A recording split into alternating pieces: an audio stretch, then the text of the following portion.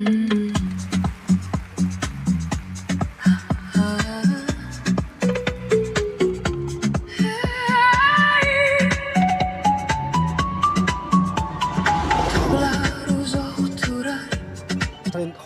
kunda trendga aylangan sun'iy intellektda yozilgan qo'shiqni hamma eshityapti.